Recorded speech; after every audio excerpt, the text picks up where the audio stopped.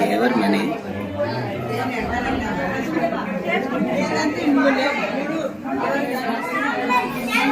ಚೆನ್ನಾಗಿದೆ ಅಲಂಕಾರ.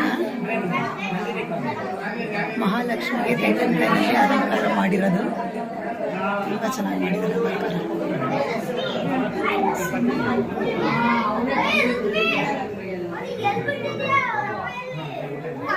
ಶಾಸ್ತ್ರ ಮಾಡಿದ್ದಾರೆ ಅಂತ ಕಾಣುತ್ತೆ. ಬ್ಯೂಟಿಫುಲ್ ಆಗಿದೆ.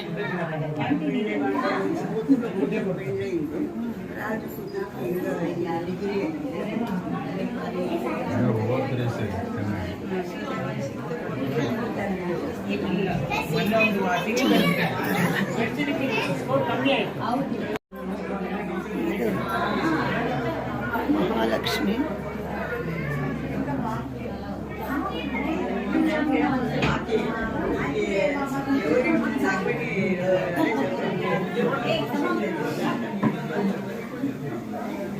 ನೋಡಿ ತುಂಬ ಚೆನ್ನಾಗಿ ಮಡಿಕೆಗಳು ಜೋಡಿಸಿದ್ದಾರೆ.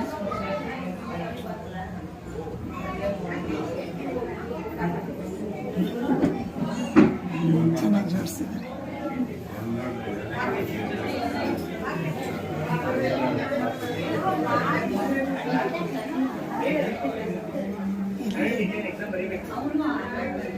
ಎಲ್ಲ ಗೊಂಬೆಗಳನ್ನ ಜೋಡಿಸಿದ್ದಾರೆ. ಬಹಳ ಸುಂದರವಾಗಿದೆ.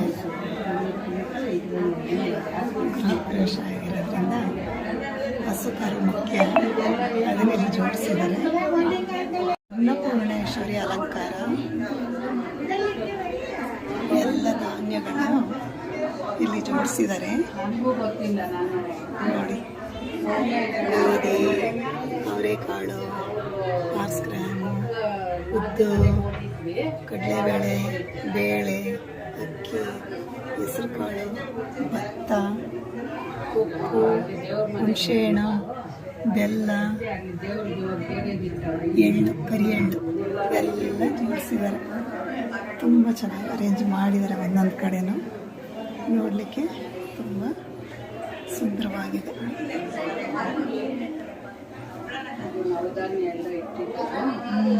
ದೇವ್ರ ಮನೆಯಲ್ಲಿ ಇಟ್ಟಿದ್ರೆಲ್ಲ temple. Praveen is online. He's on a call.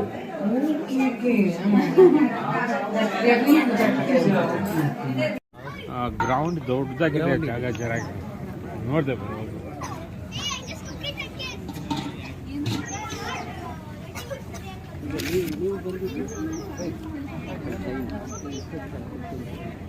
ಈ ಸಲ 7 ಗಂಟೆಗೆ ಅಲ್ಲಿ 6 ಗಂಟೆ ಲೇಟಾಗಿ ಬಂದೆ. ಇದಕ್ಕೆ 3:30 ಗಂಟೆಗೆ.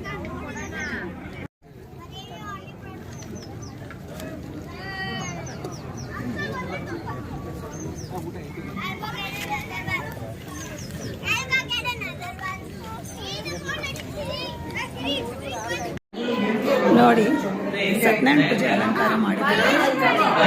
ಎಷ್ಟು ಚೆನ್ನಾಗಿ ಮಾಡಿದ್ದಾರೆ, ತುಂಬ ಚೆನ್ನಾಗಿ ಮಾಡಿದ್ದಾರೆ. ಆಮೇಲೆ ವೆಂಕಟೇಶ್ವರ ಸ್ವಾಮಿ, ಪದ್ಮಾವತಿ, ಮಹಾಲಕ್ಷ್ಮಿ ಅಲಂಕಾರ ಮಾಡಿದ್ದಾರೆ.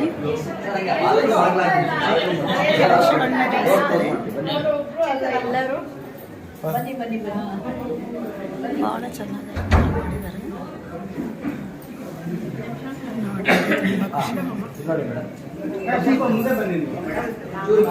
ತುಂಬ ಚೆನ್ನಾಗಿ ಮಾಡಿಸಿದ್ದಾರೆ ನೋಡಿ. ತೆಂಗಿನಕಾಯಿಗೆ ಭಾಳ ಚೆನ್ನಾಗಿ ಅಲಂಕಾರ ಮಾಡಿದ್ದಾರೆ.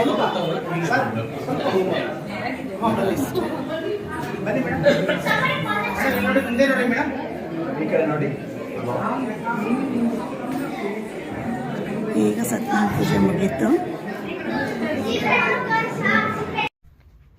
ನೋಡಿ. ಈ ಅಲಂಕಾರ ಎಷ್ಟು ಚೆನ್ನಾಗಿದೆ. ಇದು ಮೊನ್ನೆ ನಡೆದ ಕರ್ಗ ಆರತಿ ತಟ್ಟೆಗೋಸ್ಕರ ಮಾಡಿರೋದು. ಇದನ್ನು ಕಿರಣ್ ಅನ್ನೋರು ರೆಡಿ ಮಾಡಿದ್ದಾರೆ ಆರತಿ ತಟ್ಟೆಗೋಸ್ಕರ. ಎಷ್ಟು ಚೆನ್ನಾಗಿ ಮಾಡಿದ್ದಾರೆ ನೋಡಿ. ಇದರಲ್ಲಿ ತಂಬಿಟ್ಟು ಇಟ್ಕೊಂಡು ಆರತಿ ಮಾಡಲಿಕ್ಕೆ ಕರ್ಗ ಉತ್ಸವದಲ್ಲಿ ಲೇಡೀಸ್ ತೊಗೊಂಡೋಗ್ತಾ ಇರೋದನ್ನು ನಾನು ನೋಡಿದೆ. ಭಾಳ ಚೆನ್ನಾಗಿದೆ.